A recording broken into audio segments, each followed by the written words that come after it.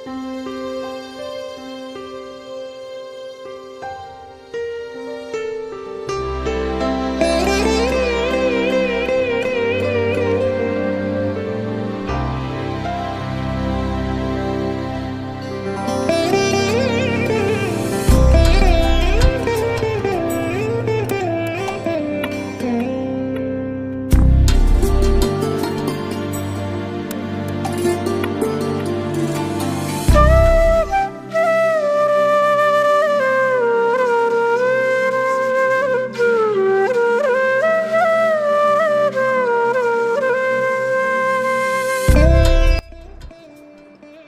Shri Sai Ram. Offering my most humble pranams and the divine lotus feet of Bhagawan. Dear brothers and sisters, welcome you once again to the fourth edition of this series of talks, The Golden Path to Sai. Last week we had discussed in depth about sadhana, what, why and how sadhana is to be offered to Swami. Now today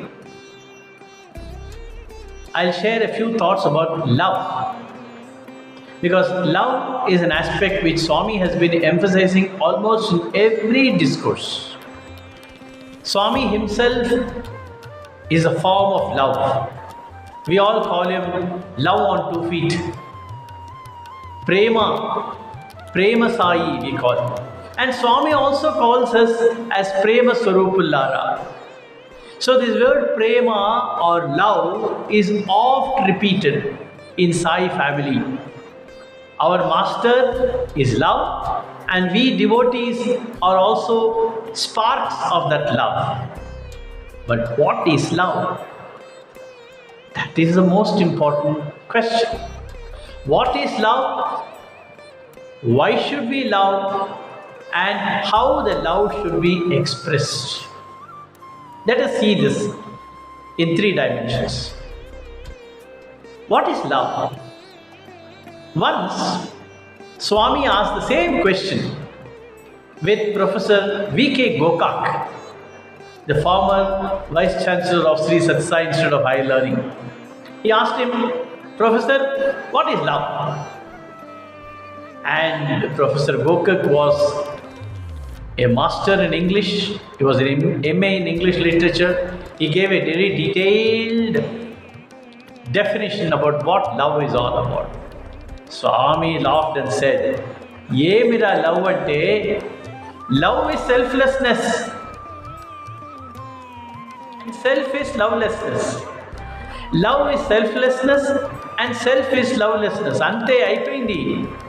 Swami gave a very, very simple definition, but it has got a profound depth of meaning. Love is selflessness and self is lovelessness. Here self is not the inner self but selfishness. That is why Swami says fish is better than selfish. Self here is selfishness. So what Swami says, love is selflessness. Go beyond our own selfish needs is love. That means love will have to be expressed. And self, that means selfishness, is lovelessness.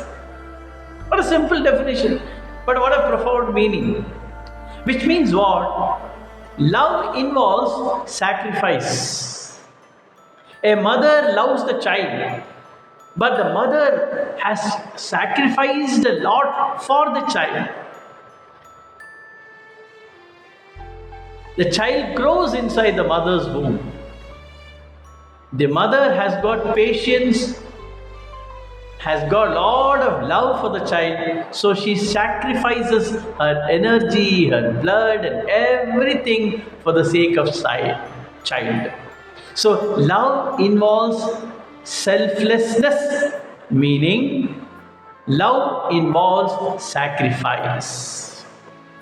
This love is a natural human quality. In fact, it is one of the fundamental human quality is love. In the five human values, Sathya, Dharma, Shanti, Prema, Ahimsa, love is the fundamental quality of any human beings. We are born with love. Swami says, as you are born with two eyes, two ears, and a nose, and all the organs, you are born with love.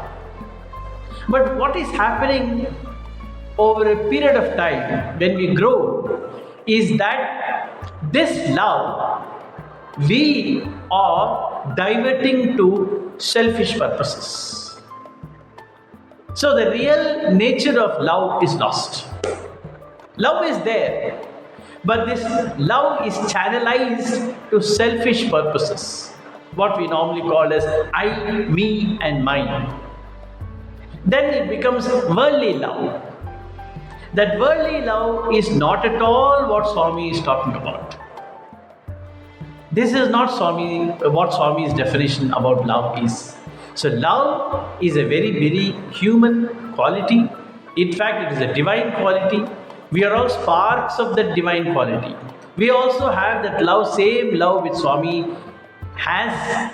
But only thing is, it is misdirected. That is why it is misconceived. That is why whenever Swami talks about love, we are not able to grasp the inner meaning of what love is all about. So, what is love we have understood. Why should we love? Why should we love? Because our nature is love.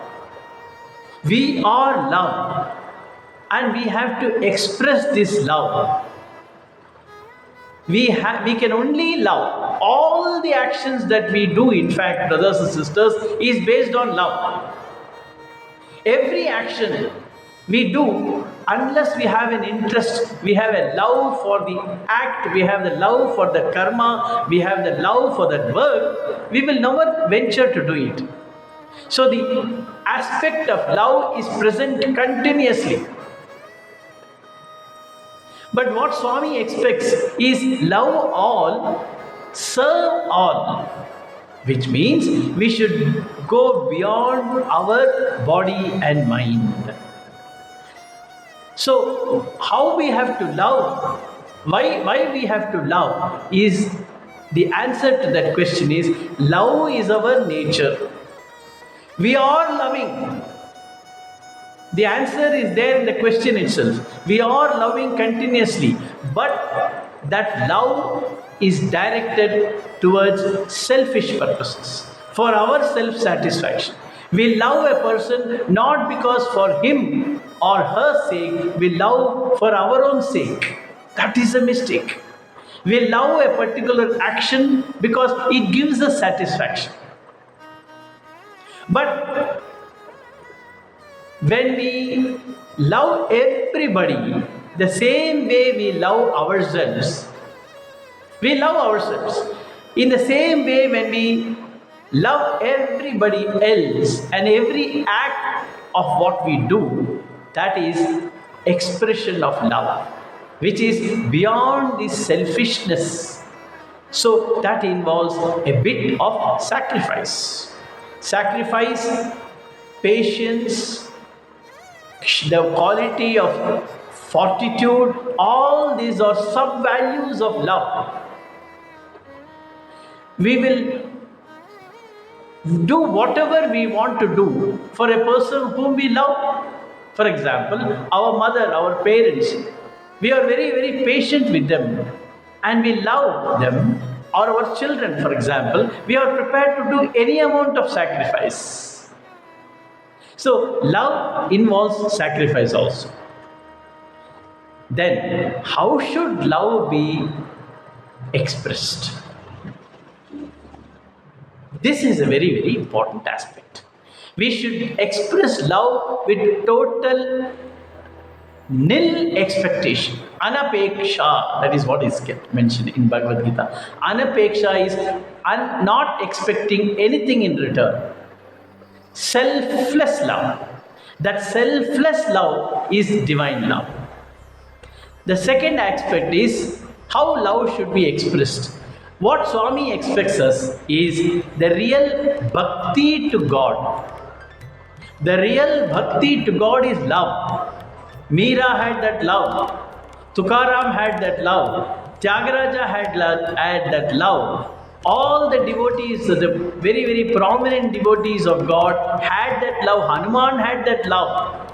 That love was directed towards God. Swami gives a very beautiful example. He talks about mariner's compass. That mariner's compass is always directed towards north. Similarly, our love, instead of getting distributed to all the aspects of the world, should be directed towards God. When we are directed towards God, what happens is, God is in everybody.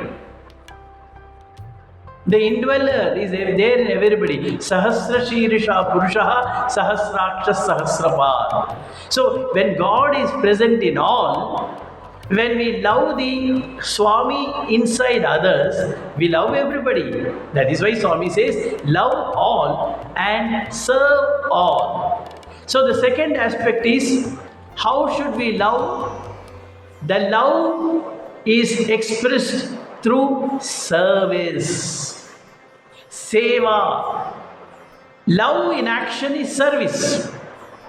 The proof of love is service. The proof of love is to help others. That means it involves sacrifice, it involves patience, it involves fortitude, it involves all the sub-values of love. Self-love is never love. Love has to be selfless. Only that is true love. We should not love anything or any person for our sake. We should start loving the person or the object or a work for that sake, for his sake, not for our sake. Then it becomes true love. And whatever it takes to fulfill that love becomes love in action. And always love in action is service. Service is an expression of love in action. So we have seen what is love, why love, and how love should be offered or shared. With this, we conclude this discussion on love. We shall take up another topic in the coming series, in the series of the Golden Path to Sai. Jai Sai Ram.